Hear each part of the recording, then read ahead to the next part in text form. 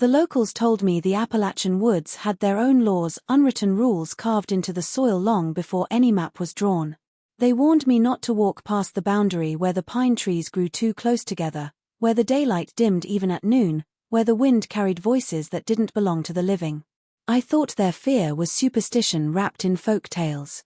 I thought I understood wilderness. I didn't. On my third night in the hills, I found the unmarked trail narrow, overgrown, and strange in the way it seemed alive, as if it had been waiting for someone foolish enough to step onto it. Every instinct begged me to turn back, but curiosity pressed harder, whispering that some stories don't get told unless someone is willing to follow the darker path. I walked deeper, the trees tightening like ribs around a heart that had forgotten how to beat. The air grew colder, denser, carrying a scent like damp stone and something older, something human. A thin fog curled around my ankles as I pushed forward, and beneath the hush of the forest, I heard it, a faint rustling, not from animals, but from shapes that paused when I paused, moved when I moved. I tried to convince myself it was imagination sharpened by isolation, but the prickle at the back of my neck was too real, too deliberate. That's when I saw the first cabin slumped in the clearing like a corpse sinking into the earth. Its door hung crooked, and the wood was scarred with symbols, repeated, obsessive, carved with a trembling hand. Inside, dust floated in beams of weak light, settling on rusted tin boxes and broken furniture.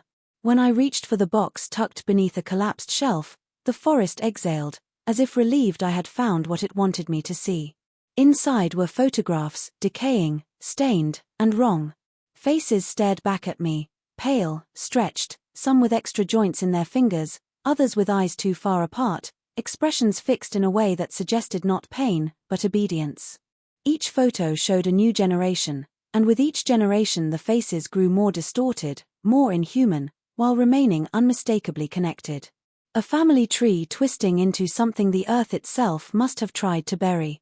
The silence outside thickened, pressing against the cabin walls. I felt it then, the certainty that I was no longer alone, that something waited just beyond the doorway, studying the intruder who had dared to disturb its history. The floorboards creaked under my weight, but the responding creak, slow, deliberate, came from outside. The clan hadn't died out. They had been hiding, watching, remembering. And now that I had stepped into their forgotten world, I knew the woods would make sure I didn't step out again. The deeper you walk into a forest where the maps fall silent, the stronger the sense of unease becomes, but in the Appalachian wilderness, that unease feels heavier, older, almost sentient. The trees stand shoulder to shoulder like ancient guardians protecting something buried beneath centuries of silence, and the carpet of brittle leaves swallows every footstep as if sound itself isn't welcome there. It was in this atmosphere that the hidden trail first appeared, so narrow and overgrown that at a glance it looked like nothing more than a messy thicket. But stepping closer revealed the truth. The brush hadn't grown wild, it had been pushed aside over and over, forming a thin line in the soil, the kind of path created not by chance, but by repetition. Sunlight filtered through the canopy in broken fragments, yet along that thin trail it grew strangely dim, as if the air held some invisible weight. The grass along the edges wasn't upright like ordinary grass, it twisted in odd spirals, as though even the wind avoided crossing that boundary. The familiar chirping of birds vanished without warning, leaving behind a silence so deep that the faint rustling of distant wind felt unnervingly loud. Locals had warned that some paths aren't shaped by human footsteps but by the movements of things that prefer to remain unseen. That thought lingered like a cold finger brushing the spine, pushing the mind toward darker imaginings about what could have worn such a path into the forest floor. Yet there was something about it, something magnetic, that drew the narrator forward, a curiosity that felt less like a choice and more like a summons. As footsteps continued deeper, the earth shifted subtly beneath them. The soil grew damp, and the roots of the trees rose above ground like knotted veins, gripping the trail as if holding it in place. With each step, there came a growing impression of being observed by a presence that hid within the shadows, patient and aware. And still, the path held an eerie allure, as if meant for a specific kind of traveler, someone it had been waiting decades, maybe generations, to lead forward. The atmosphere thickened with a strange burden, a mixture of fear and invitation, a feeling that the forest itself was holding its breath to see whether the intruder would continue. Here and there, The ground bore impressions where the soil had been pressed down repeatedly. These marks weren't quite human, yet not fully inhuman either. There was a disturbing regularity to them, a rhythm suggesting they were left by a family line that had walked this trail for far longer than any outsider. The hidden path was more than an overgrown walkway, it was an unspoken invitation, a silent threshold hinting that anyone seeking the forest's darkest truth must enter through this very door and accept whatever waited on the other side. At the edge of the unmarked trail, just before the narrator could fully commit to stepping deeper into the forest silence, an old woman emerged from behind a tangle of branches as if she had been standing there for far longer than her frail body suggested. Her presence didn't startle in the usual way, instead, it felt like she was a part of the woods themselves, woven into the bark and soil by time and memory. Her eyes, pale and watery, carried a fear that seemed older than her years, and when she spoke, her voice trembled with a resonance that suggested she had repeated the same warning countless times to those foolish enough to wander near this part of the hills. She told the narrator that the woods do not forget those who are born wrong, that the roots remember footsteps that should never have walked the earth, and that some families are buried for a reason. Her words came out like cracked whispers, each syllable weighed down by dread, yet there was also a weariness in her tone, as though she no longer expected anyone to truly listen. The narrator tried to dismiss her warning as local superstition, the kind of folklore people invent to keep strangers out of places they would rather remain untouched. But the old woman's trembling hands, clenched tightly around a crooked walking stick, betrayed something deeper, something not born of imagination but of experience. She glanced repeatedly toward the hidden trail as though afraid it might swallow her if she looked too long, and with every glance her shoulders hunched a little more, as if the forest itself pressed down on her. When she leaned closer, her breath carrying the scent of damp leaves and wood smoke, she told the narrator that the family living beyond the trees had been touched by a curse that twisted their blood and their bones, a curse that began long before any living soul could recall, and one that wouldn't hesitate to claim another outsider. Her fear wasn't theatrical. It was quiet, exhausted, something carried for decades.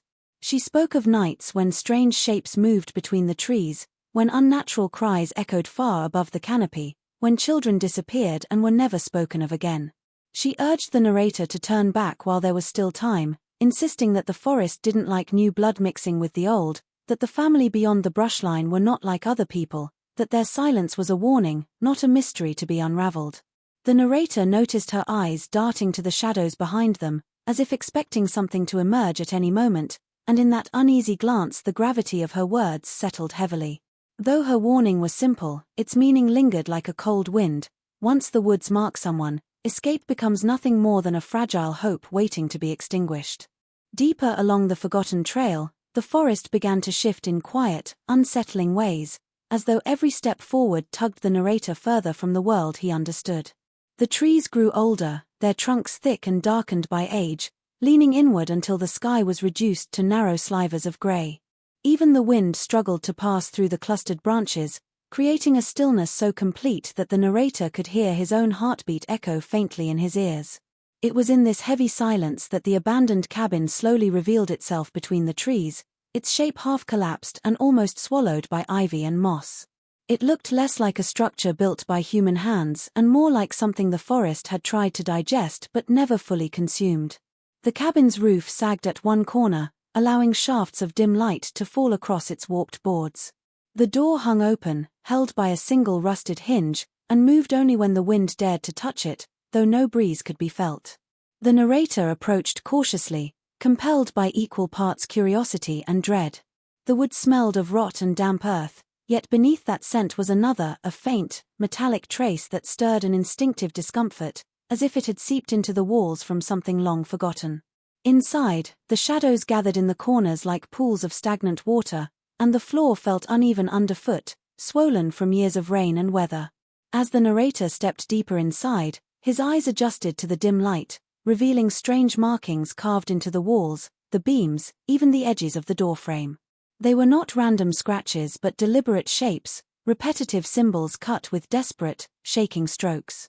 Some spiraled inward, while others resembled elongated limbs or distorted human figures. The carvings carried a frantic rhythm, their edges sharp, as if whoever had carved them had pressed the blade too hard, either in fear or obsession. In the corner, A broken table lay overturned beside a scattering of small bones that were too precisely arranged to be accidental. Each bone had been marked with tiny cuts, each cut forming a piece of a pattern the narrator couldn't fully decipher. Beneath a collapsed shelf, he found evidence that someone had once tried to hide something, wood weakened in a particular spot as though it had been pried loose repeatedly. There, buried beneath dust and splinters, sat a rusted tin box. Its lid resisted, as if reluctant to reveal what it had been guarding for so many years.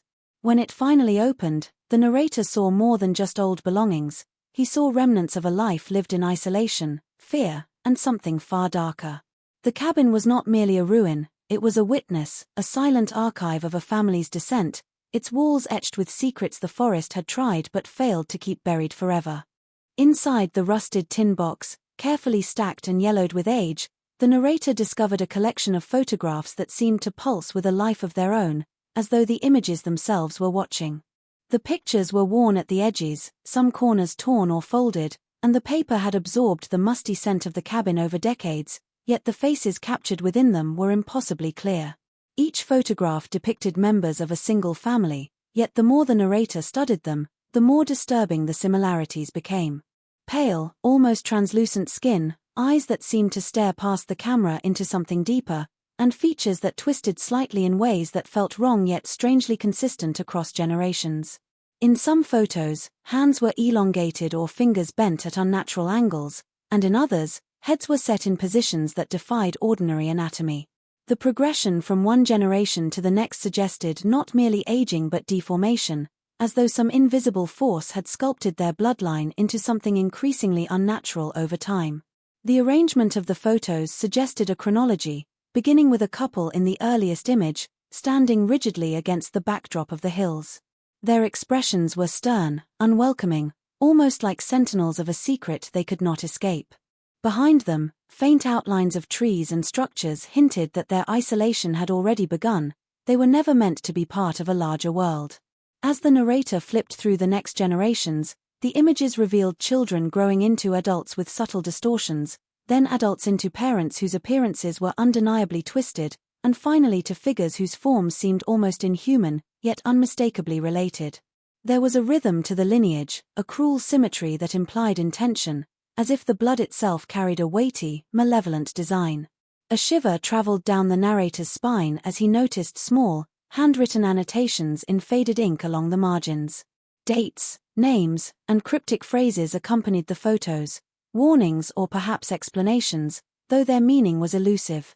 Some notes hinted at rituals, at a need to keep the family isolated, at punishments for straying from the prescribed line of descent. Others mentioned preserving the blood or the curse must continue, words that carried a chilling sense of inevitability. The careful documentation suggested someone had been watching, recording, and perhaps orchestrating the very transformation that the photographs revealed.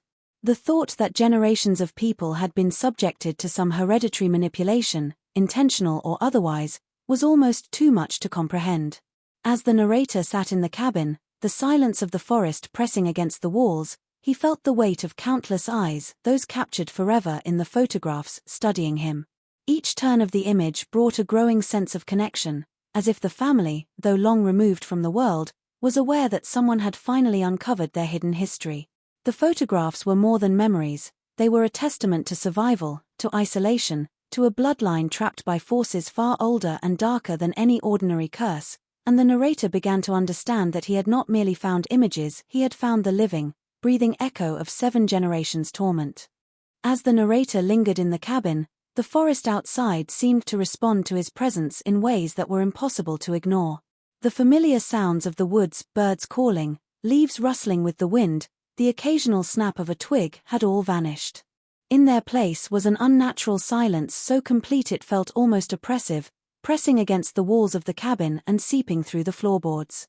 Even the air seemed to thicken, carrying a tension that made each breath feel measured and deliberate. Shadows gathered in the corners and stretched along the beams, shifting subtly as if alive, tracking his every movement. It was a silence that was waiting, patient yet calculating, giving the sense that something unseen was studying him from beyond the threshold of the door and the slits in the warped walls. The forest itself seemed to conspire with the cabin, as though the earth and the trees were extensions of the hidden family's will. Every step outside the door revealed a landscape transformed. The trail that had led him here now appeared distorted, unfamiliar. Paths that should have been straightforward twisted unexpectedly, and familiar landmarks seemed to vanish or shift when viewed from different angles. The wind no longer carried the usual sense of pine and soil but a damp, almost metallic tang, faint yet unmistakable, lingering at the back of the narrator's mind like a warning. Small details, previously overlooked, began to accumulate into a pattern of unease. Branches bent in unnatural arcs, moss covering areas in irregular patterns, and depressions in the soil that suggested something or someone had been moving through the forest with an eerie precision. The narrator's senses sharpened in the silence. Every sound became magnified, a distant drip of water echoing like a warning bell, the subtle cracking of a branch that seemed to snap just beyond the edge of vision, the faint rustle of leaves that suggested more than just a passing animal. Yet despite the anxiety these signs provoked, there was no confrontation, no immediate threat. Instead, the stillness itself seemed alive, imbued with awareness, as if the forest had been holding its breath for decades, and only now had it noticed an intruder. The very atmosphere seemed to anticipate his reactions, adjusting subtly to his movements and gaze. The more he tried to assert control, to rationalize the strange quiet, the more the tension grew, twisting into a physical weight pressing on his shoulders and chest. It was during this oppressive stillness that the first true sense of observation became undeniable.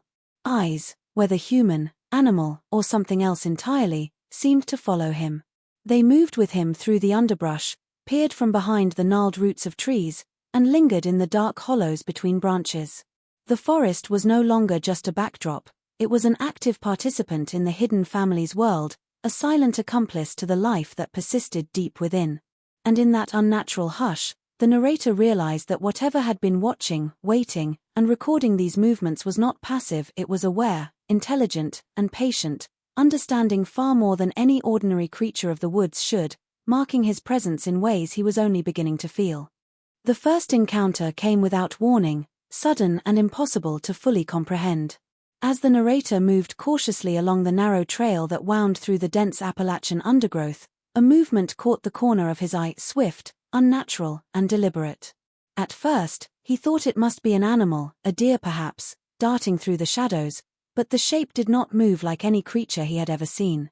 It was humanoid in form, but the limbs bent at strange, impossible angles, joints twisting in ways that made his stomach knot with unease.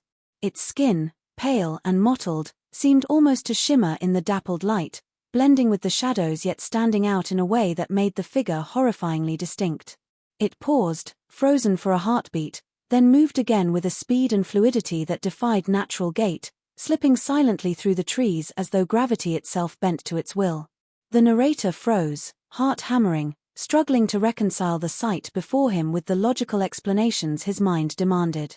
He told himself it could not be real, that the woods played tricks in low light, that exhaustion and isolation had begun to twist his perceptions. Yet the unnatural precision of the figure's movements, the deliberate avoidance of loose branches that would have cracked under any ordinary weight, shattered such reassurances. Every motion felt intentional, measured, like a predator gauging his response, or worse, like an entity that had been watching for decades, learning the patterns of those who dared to intrude. The figure did not call out, nor did it make any sound beyond the occasional whisper of fabric or flesh brushing against leaves. But its presence radiated something palpable, an oppressive awareness that the narrator could feel pressing against his chest and the back of his neck. It was not merely watching, it was assessing, understanding, acknowledging the intrusion into a domain that had long been closed to outsiders. The more he tried to move, the more the figure seemed to match his pace, appearing at sudden angles in his peripheral vision, never fully revealed yet never absent. Panic began to claw at his mind, cold and insistent, urging him to flee, yet his body refused the immediate escape, weighed down by disbelief and fascination. The forest itself seemed to conspire with the figure, shadows shifting and bending in ways that amplified the sense of pursuit. He realized that this encounter was not an accident, that the entity or entities lurking in the underbrush had orchestrated the moment with patience born of generations, timing it so that he could not mistake their presence for a random brush with wildlife. And in that realization came the creeping terror that the narrator was no longer simply an observer of a hidden world. He had entered it, and it had already noticed him. Whatever this thing was, it was bound to the land, to the family, and to the secrets buried deep in the hills, and it would not allow an intruder to leave without acknowledgement. The woods had awakened, and he was its chosen witness. After the unnerving encounter with the figure in the trees, the narrator's trembling hands stumbled upon a weathered journal tucked beneath a pile of rotting debris in the cabin. The leather cover was cracked and stiff, the pages yellowed and brittle, yet the writing inside was surprisingly legible, ink darkened to a deep brown with age. As he opened it, a wave of foreboding swept over him. This was not a simple record of daily life but a meticulous account of a family whose existence had long been hidden, whose lineage carried an unnatural weight. The first entries spoke of isolation, describing a family that had deliberately retreated from the world, building a life entirely enclosed by the hills and forests. They chronicled births and deaths, marriages arranged with careful calculation, and a continual concern for bloodlines, hinting at practices that the outside world would have condemned and feared.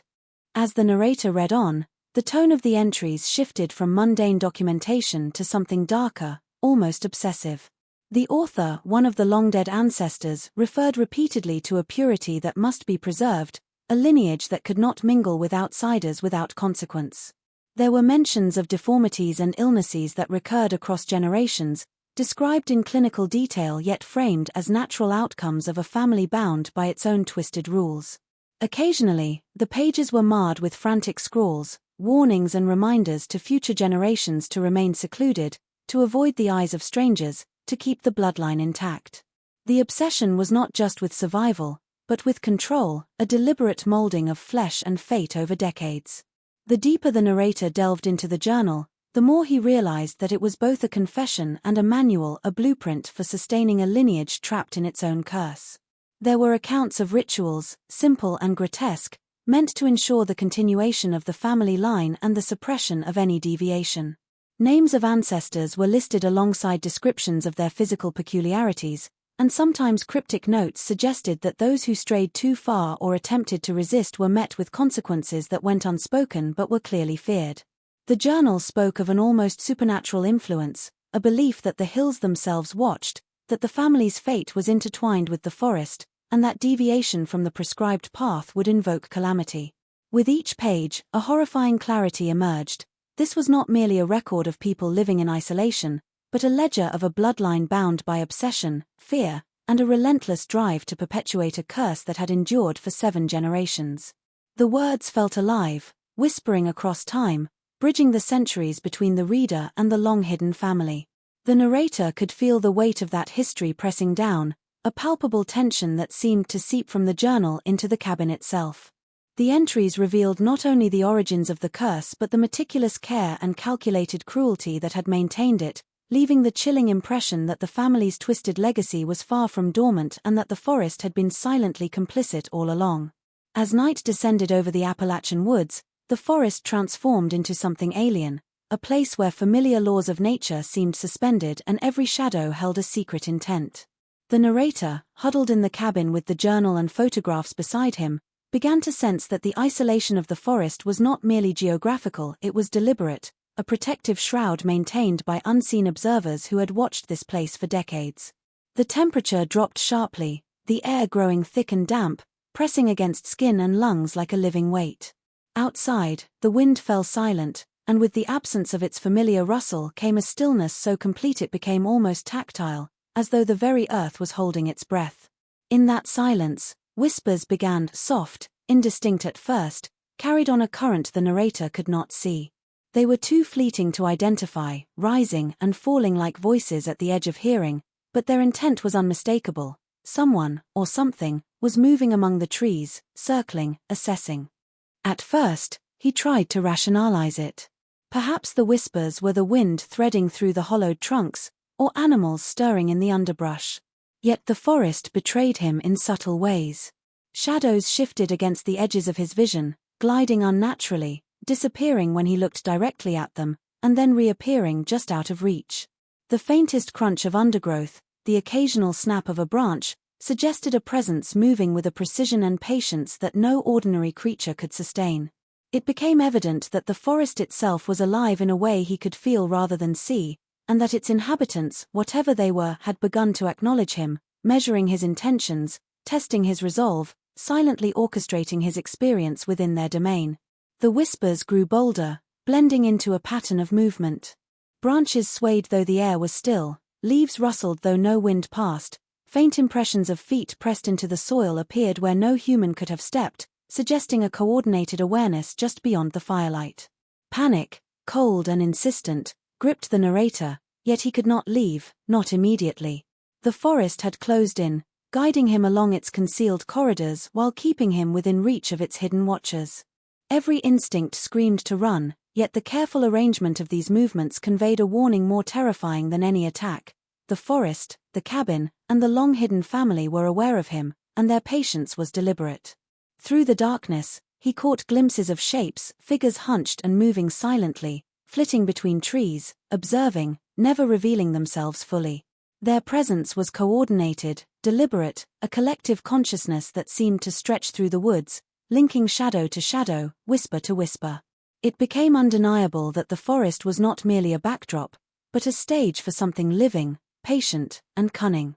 The narrator understood, with a chill that seeped into his bones, that he had crossed into a domain maintained by a family and their environment alike, a place where every step, every sound, every breath was known, counted, and silently judged. The night had arrived, and with it, the hidden clan had begun to awaken. After the nightfall had stretched its darkness over the Appalachian hills, the narrator stumbled upon something that would forever alter his understanding of the forest's secret life. A hidden settlement, concealed in a hollow surrounded by steep, protective ridges and thick undergrowth that obscured it from any casual observer. From a distance, it appeared almost as if the land itself had swallowed it, folding trees and vines around crude structures that blended seamlessly with the terrain. As he approached, the details became horrifyingly clear. The huts were small and irregular, constructed of weathered wood and patched with materials scavenged from the surrounding wilderness. Smoke rose faintly from hidden chimneys, curling into the night sky in slow, deliberate spirals, signaling the presence of life despite the isolation. Every structure bore marks of careful craftsmanship but also bore an unmistakable imprint of something more sinister, a purpose beyond mere survival. Bones and talismans, some etched with indecipherable symbols, were scattered near the entrances and hanging from trees, serving as both markers and warnings. The narrator's heart pounded as he realized that these were not abandoned structures. The settlement was occupied. Movement flickered between the huts, shadows gliding with unnatural precision, pausing only when noticed, yet always observing. Small fires illuminated glimpses of figures, pale, hunched, with elongated limbs or twisted features that mirrored the photographs and journal he had uncovered. There was a coordination in their actions, a rhythm that suggested a hierarchy and understanding of roles within this secluded community. The forest, which had felt alive in eerie whispers before, now seemed to pulse with their presence, every rustle of leaves and snapping of twigs timed and purposeful. The narrator understood, with a chill that sank deep into his bones, that this was not a random family surviving in isolation, but a deliberately maintained enclave, designed to keep outsiders away while perpetuating its own dark legacy. As he edged closer, he noticed patterns in their behavior, repeated movements around the fires, careful placement of objects along the pathways, almost ritualistic gestures that hinted at practices passed down over generations. There was a sense of purpose in everything, as if the land itself had been shaped to enforce the family's rules and ensure their survival.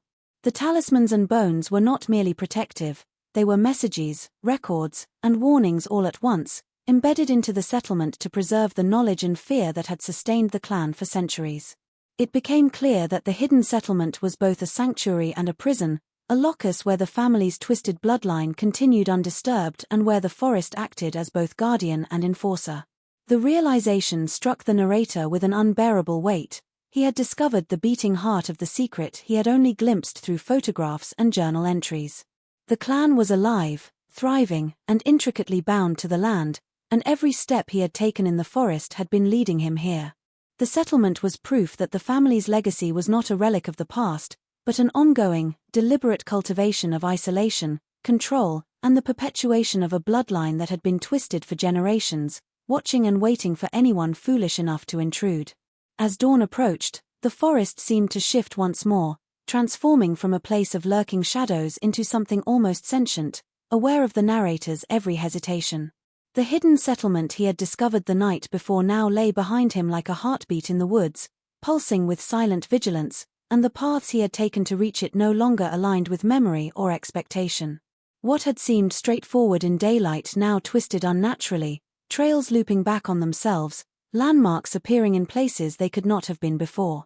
Each step he took was measured against this subtle deception, and the forest itself felt as if it were guiding him, constraining him, holding him in a labyrinth he had no hope of escaping by intuition alone. Panic rose in his chest, yet rational thought urged caution. The realization settled that the forest, and the family it concealed, were not merely reactive but deliberate, orchestrating every movement to ensure the intruder did not leave unscathed or unmarked. Every sound and sensation was magnified in this uneasy pre-dawn light. The snapping of a twig, once so mundane, became a signal. A faint rustling in the underbrush felt like a warning. Shapes moved at the edge of vision, fleeting and impossible to pinpoint, as though the clan and their environment were testing his resolve, gauging his reaction, calibrating their approach. The narrator's steps faltered under the growing awareness that he was being observed not by a single entity, but by a collective intelligence, patient and patient-like, operating with a precision that defied human coordination. Even the birds and small creatures of the forest seemed to have vanished, leaving behind a silence so deliberate it felt oppressive, as if the forest itself were holding him accountable for venturing into its deepest, most secret places. The terror of recognition deepened when he realized that no matter which path he took, the forest seemed to respond. Trails that should have led downhill doubled back, ridges that appeared navigable became impassable, and even the position of the sun seemed altered, casting shadows that misled the eye. The narrator understood with cold clarity that he was no longer simply trying to escape the woods, he was participating in a test, a silent judgment passed down from a lineage that had perfected its concealment over 7 generations. The hidden clan had cultivated the forest itself into a tool, an extension of their will, and he was both the subject and witness of their vigilance. With each desperate step toward what he hoped was safety, the realization grew more terrifying. The clan was aware, and the forest was complicit. The very land seemed to pulse with anticipation, tracking his every breath, every movement, ensuring that no action went unnoticed. Even as dawn lighted the edges of the trees, he could feel them, hidden figures, their eyes like dark embers, following, waiting, calculating. The pursuit was silent yet omnipresent, a slow, inevitable pressure that promised one certainty. Crossing into the clan's hidden domain was not simply trespassing, it was entering a realm from which leaving unmarked might be impossible. Every instinct screamed to run faster, yet every step he took was guided by the unseen shaping his path, and he realized that the forest had become not just a backdrop but a sentient extension of the family itself, ensuring that its secrets, its twisted bloodline, and its vigilance would endure.